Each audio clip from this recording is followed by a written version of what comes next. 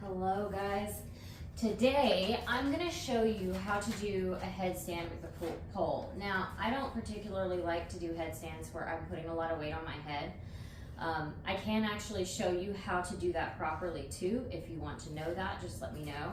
But I'm going to show you how to do a headstand with the pole in a way that keeps your head a little bit off the ground if possible, that puts the pressure in your arms, and that you can use to make shapes that are pretty cool, so that if you're trying to do something around the base of the pole, it gives you some options. So what we're going to do first and foremost is we're going to set ourselves up close to the base of our pole, giving ourselves a little bit of space. You're going to take your hands and wrap them comfortably around the base of the pole, one over the other one. We don't want to really interlock our fingers or anything. You don't want to take the chance of twisting or pinching something. My elbows and my hands are going to make a triangle. So when I come down to the pole, and I've got to make sure I'm facing you so you can hear me, my elbows are going to be around where my shoulders are going to end up, and my hands are going to grasp the pole itself. I don't want my arms too far out because I'm not going to be able to balance, and of course I want them not so far in that I cannot put my head on the ground. What I'm going to do from here, so I've got a really nice kind of even triangle here. From here, I'm going to set my head down. Now, when I do this, the way that I personally like to do this, and this is a me thing, I try to push into my forearms so that even though my head might be touching the ground, and eventually I like to get it up off the ground, the weight is actually in my forearms, not on my head. I don't want to cause any kind of compression to your neck. I don't want you to have any kind of injuries or soreness in your head itself. So I'm going to put my head on the ground right in the middle of my triangle. From there, what I'm going to do is walk my back up to the pole so that I know where the pole is. I don't want to just try to throw my legs up there, and this goes for handstands too, because I want to know that when my leg goes up, I can touch the pole and I'm not going to like fly off one direction or the other. So hands grab the pole, elbows down about where my shoulders are going to be, head goes down. I'm going to walk my back up to the pole like this. Walk, walk, walk. I know where the pole is now because I can feel it in the center of my back. Then I'm going to take one leg up as high as I can towards the pole. I want to make sure you can hear me while I talk. Some people, depending upon your flexibility, can actually reach that leg up and grab the pole with your foot from there. If you can do that, because that's super secure, super safe. You know where the pole is. You're not going to have any kind of issues of missing. Now, for those of us who are not there, don't worry. Just keep the pole right where you're, like in the center of your back by your spine. Make sure you're not wobbling one way or the other. Make sure you're pushing into those arms. And you're going to get that leg as high as you can. And then you're just going to kick up and really aim to put your leg past the pole. If it goes past the pole, you'll be able to catch the pole with your foot to pull yourself up into that headstand. So I'm going to show you that. I just want to make sure as I speak, my voice isn't buried into the ground. So I'm comfortably grasping the base of the pole, elbows shoulder width apart, walk my back up to the pole, and you can really crunch your legs in here. They don't have to be out super straight. Bring this leg up. Now bend your base leg like this, and then I'm just going to push off that foot.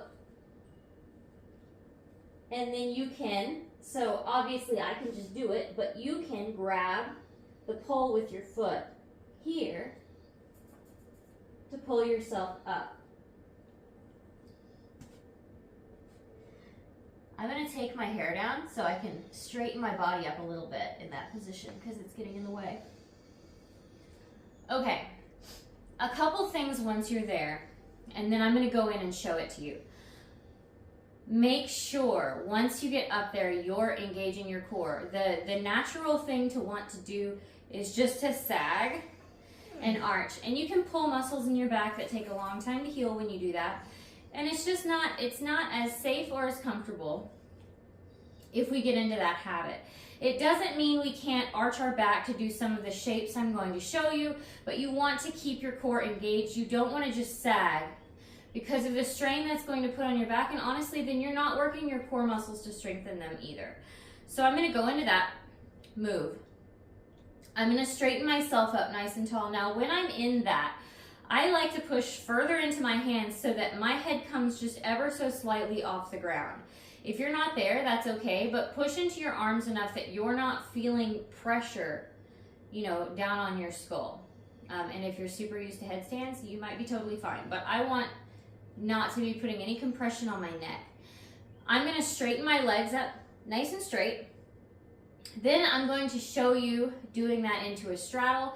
I will probably arch my back some in that straddle. You can keep it straight, you can arch it, it's kind of up to you. And then I'm going to show you taking that into kind of a front split. So what I will do at that point is hook my leg, hook one foot, and let the other one pull my weight to the front. It might end up a little bit off camera. And when I do that, I push into my arms so my head comes a decent distance off the ground and I can actually look behind me. I'm going to walk through all of those right now. So first is just my basic headstand. Trying not to pinch my hair or pull it out of my head. Walking that back up to the pole. I let one leg bend, the other one is going to straighten. I'm going to get it up nice and high. Push. From here, I want to make sure my core is engaged.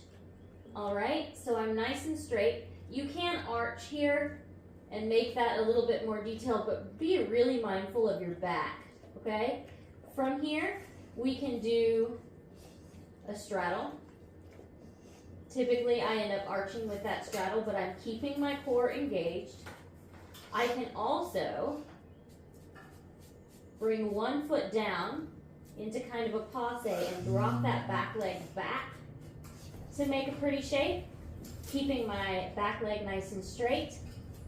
And then to do my front split, I'm going to catch the pole with one foot, push off with the other, let that foot slide, and push my head up off the ground. My hair is in the way, so I don't know if you can see that I'm actually looking at the base of the pole right now. When I want to come down, I can either pull myself up and tuck down like that, or I can go from that split down to the ground. Oh, that was a lot of time talking upside down. Okay, so that gives you a couple of ideas of what you can do. Be mindful of your core and be mindful of your head. There should be no major pressure on your neck. On that front split, I'm pushing, so pretend this is the base here. I'm pushing down into my arms enough that my head can actually come up off the ground and look that direction ever so slightly. And that just helps my split extend more and keeps me from allowing pressure to come down onto my neck as I'm stretching out into that split. And my little pretty shape that looks a lot like an outside or inside leg hang, just making sure that back leg is straight, making sure in any of those that you're balanced. The good thing about starting with a headstand for any kind of inversion is that you're fairly safe if you fall. As long as you're doing it the proper way and you're not throwing yourself into it, typically you're gonna come straight back down the way that you were. If you're super wobbly, you might roll to the side, but you should be fairly safe. If you have questions, please reach out to me. If you need more instruction, or you're noticing some discomfort that might need to be repaired, let me know and I will definitely comment back on that. I hope you guys have a great day.